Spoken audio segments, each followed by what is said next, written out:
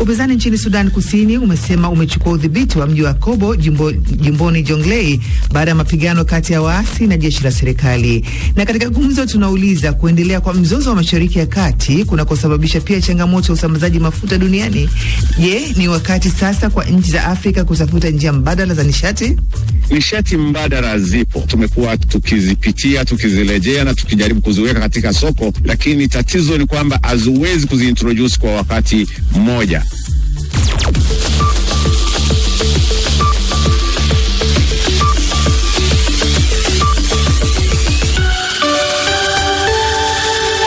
Kwanza kabisa ni muhtasari wa habari za ulimwengu na Caro Robi. Karibu Caro. Shukran Halima. Marekani imeanza kutekeleza rasmi hatua ya kuzuia meli kutia na kung'oa nanga kutoka bandari za Iran baada ya mazungumzo ya kutafuta amani kufeli mwishoni mwa juma kati ya Iran na Marekani mjini Islamabad. Iran imesema itajibu hatua hiyo ya Marekani ya kuzuia meli katika bandari zake, lakini Rais Donald Trump ametishia kuzishambulia meli zitakazotumia bandari za Iran.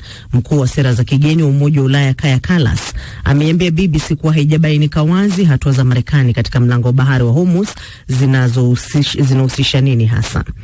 Mkuu wa shirika la kimataifa kuhusu nishati ameonya kuwa huenda bei ya nishati ikazidi kuongezeka mwezi huu kutokana na vita vya Israel na Marekani dhidi ya Iran. Faith Byron amesema bei ya sasa ya mafuta na gesi haitoi picha kamili ya ukubwa wa tatizo. Umoja wa Mataifa umesema Israel imefungua kivuko cha Zikim kaskazini mwa ukanda wa Gaza kwa mara ya kwanza ndani ya kipindi cha siku 40 zilizopita.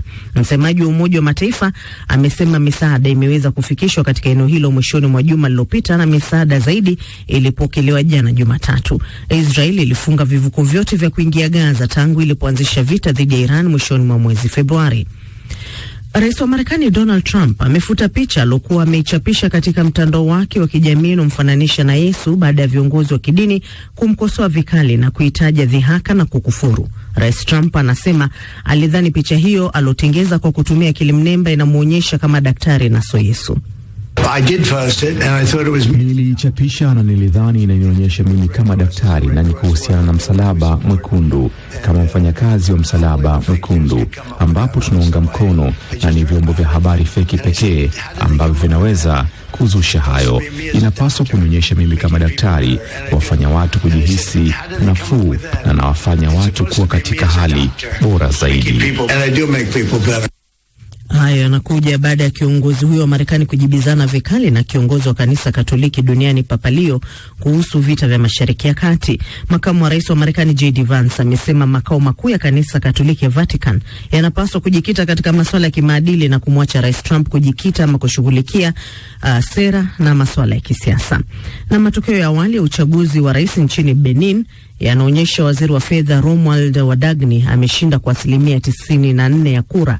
Mgombea pekee upinzani katika uchaguzi huo Paul Honkwe ametangaza amekubali kushindwa. Ushindi wa bwana Wadagni ambaye alichaguliwa na rais anaondoka madarakani Patrice Talon kuwa mrithi wake ulitarajiwa baada ya chama kikuu cha upinzani kushindwa kupata wabunge wa kutosha kuidhinisha mgombea wao wa urais. Matokeo rasmi ya uchaguzi huo mkuu uliofanyika Jumapili yanatarajiwa kutangazwa leo Jumanne na tume ya uchaguzi.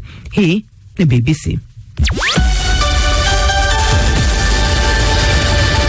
Muktasari wa habari za ulimwengu umesomwa na Caro Robi. Unasikiliza Amka na BBC kutoka idhaa ya Kiswahili ya BBC ikikutangazia kwenye FM radio wa shirika na internet katika bbcswahili.com.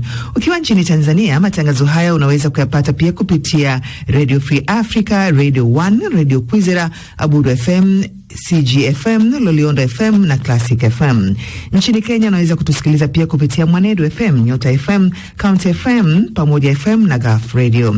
Ukiwa Uganda unatusikiliza kupitia Voice of Muhabura, Radio Lira, Radio Chitara, Voice of Karamoja na Voice of Usoga.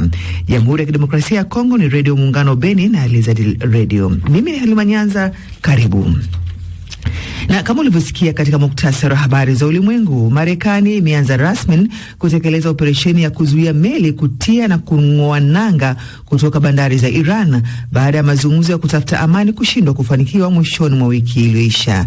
Rais Donald Trump ametishia kuzishambulia meli zitakazotumia bandari za Iran. Omar Mkambara na taarifa zaidi. Kwa mujibu wa Marekani, meli zote zinazoelekea Irani zinaweza kuzuiwa, kubadilishiwa mwelekeo au hata kukamatwa, isipokuwa zile zinazopita katika mlango wa bahari wa Hormuz kuelekea au kutoka bandari zisizo za Iran. Hatua hii inakuja baada ya mazungumzo ya amani kati ya pande hizi mbili kushindikana mwishoni mwa juma, huku rais wa Marekani Donald Trump akitoa onyo kwa meli za Irani zisikaribie kabisa katika eneo hilo la zuio, na ameonya kuwa vikosi vya Irani vitashambuliwa iwapo vitajaribu kukaribia eneo la operation na kuzuia meli hizo, na akisisitiza kuwa hawatokubali dunia itishiwe. Hatuwezi na hatutakubali dunia itishwe au kulazimishwa na taifa lolote. Hicho ndicho kinachoendelea sasa. Ukweli ni kwamba dunia inawekwa chini ya shinikizo na vitisho vya wazi, na nasema wazi, hatutaruhusu hilo liendelee. Naye makamu wa rais wa Marekani James David Vance ameituhumu serikali ya Irani kwa kile alichokiita kitendo cha ugaidi wa kiuchumi kutokana na kuzuia au kuvuruga mzunguko wa meli kupitia mlango wa bahari wa Hormuz. Wakati huo, Irani imetangaza hatua ya kufunga njia muhimu za mlango wa bahari wa Hormuz, ambapo kwa kawaida hupitisha takribani 20% ya mafuta na gesi ya dunia. Hatua hii imeongeza hofu ya mvutano wa kijeshi, huku Irani ikisema itajibu na kuonya dhidi ya kile inachokiita uchokozi wa wazi. Mzozo huu umeibua wasiwasi mkubwa wa kimataifa, hasa kwa nchi zinazotegemea usafirishaji wa nishati kupitia njia muhimu ya bahari. Kwa upande wake, Umoja wa Ulaya umeonya juu ya wasiwasi wa hali hiyo, huku mkuu wa sera za kigeni wa umoja huo akisema jambo hilo bado halijawa wazi kujua ni jinsi gani operesheni za Marekani zitatekelezwa. Aidha, Umoja wa Ulaya umesisitiza kuwa unapinga hatua yoyote inayoweza kuzuia uhuru wa usafirishaji wa kimataifa kupitia baharini.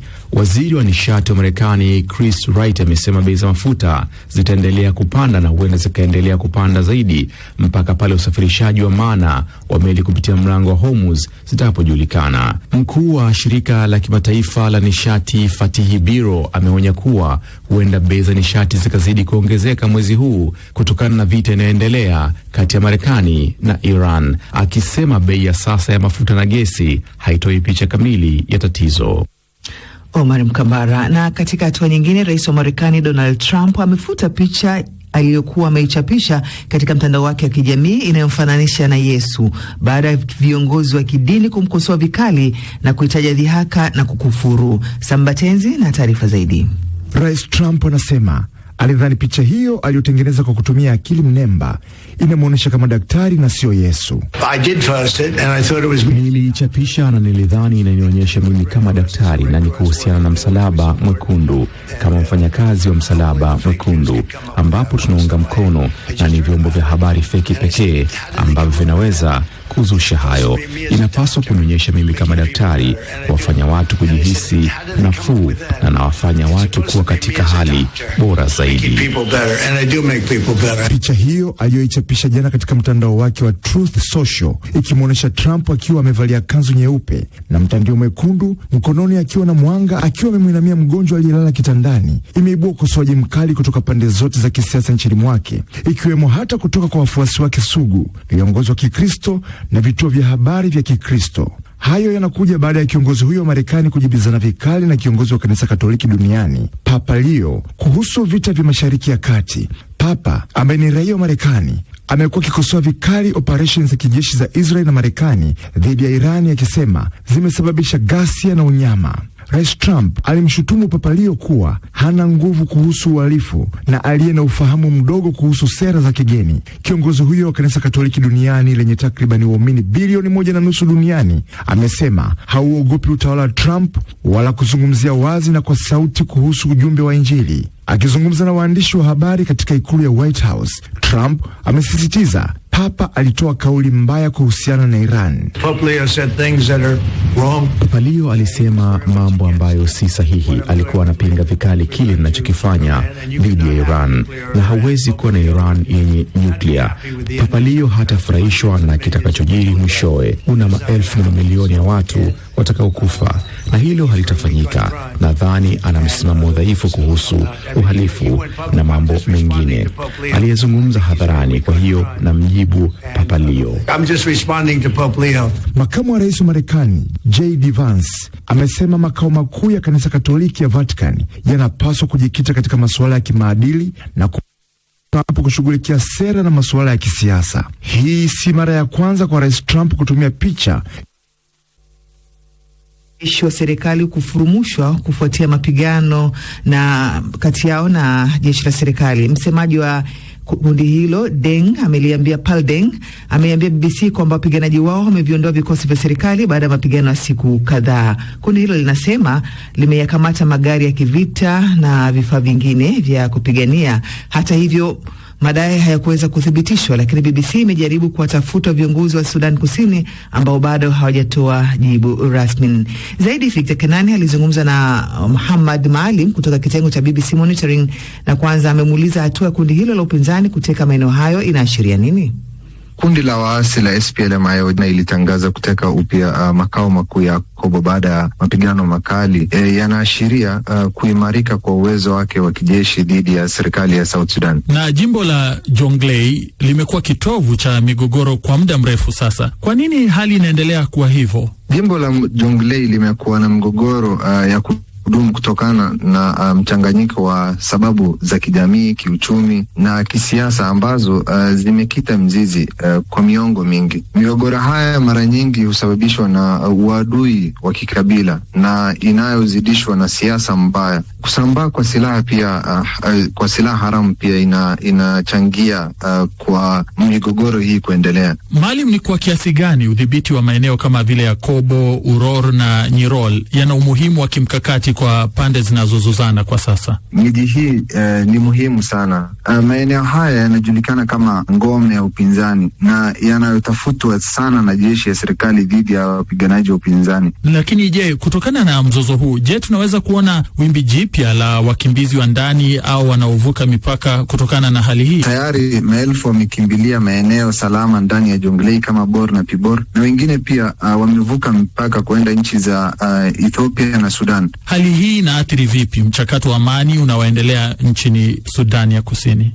Victor, mapigano haya yanaweza kurudisha nyuma hatua zilizokuwa zimepigwa kuelekea utulivu, kwa vile yanadhoofisha juhudi za amani kwa kupunguza imani kati ya pande mbili, kuchelewesha utekelezaji wa makubaliano na pia kuongeza uwezekano wa vita vipya.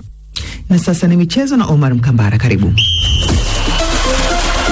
Asante Halima, na moja kwa moja nianzie pale England ambako Leeds waliwachapa Manchester United kwa goli 2-1 katika mwendelezo wa ligi kuu ya kandanda nchini humo, na ukiwa ni ushindi wao wa kwanza tangu 1981 wakishinda pale Old Trafford. Na hivyo Leeds wanajua kwenye mazingira mazuri ya kusalia kwenye ligi msimu ujao. Baada ya ushindi wa Manchester walimaliza pungufu baada ya beki wake Lisandro Martinez kuonyeshwa kadi nyekundu kumvuta nywele Dominic Calvert-Lewin.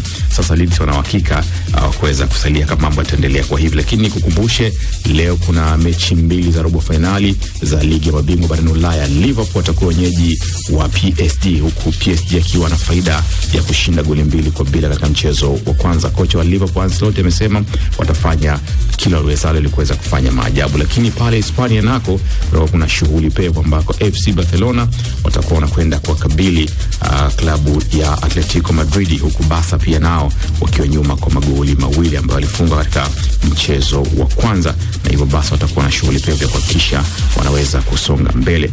Katika mchezo sasa wa tennis, nyota wa tennis kutoka Hispania Carlos Alcaraz amesema ushindani wake wa kuwania nafasi ya kwanza kwa ubora duniani dhidi ya Jannik Sinner unazidi kumpa motisha ya kuendelea kufanya vizuri katika michuano ya wazi ya Barcelona. Sinner alimshinda Alcaraz katika fainali zilizopita za Monte Carlo na kuchukua nafasi ya kwanza duniani. Hivyo Alcaraz ana nafasi ya kurejea kileleni iwapo atatoa ubingwa wa Barcelona.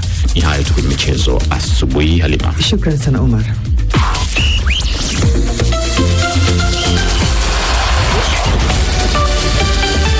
Na msikilizaji, unaendelea kusikiliza idhaa ya Kiswahili ya BBC. Mimi ni Halima Nyanza. Habari kuu asubuhi: Marekani yaanza rasmi na operesheni yake ya kuzuia meli kutumia bandari za Iran, huku Rais Donald Trump akitishia kuzishambulia zitakazofanya hivyo. Upinzani nchini Sudan Kusini umesema umechukua udhibiti wa mji wa Akobo jimboni Jonglei baada ya mapigano kati ya waasi na jeshi la serikali. Na katika gumzo tunauliza kuendelea kwa mzozo wa Mashariki ya Kati kunakosababisha pia changamoto ya usambazaji mafuta duniani. Je, ni wakati sasa wa nchi za Afrika kutafuta njia mbadala za nishati? Unaendelea kusikiliza Amka na BBC, ikiwa sasa ni saa 12 na dakika 16 kwa saa za Afrika Mashariki.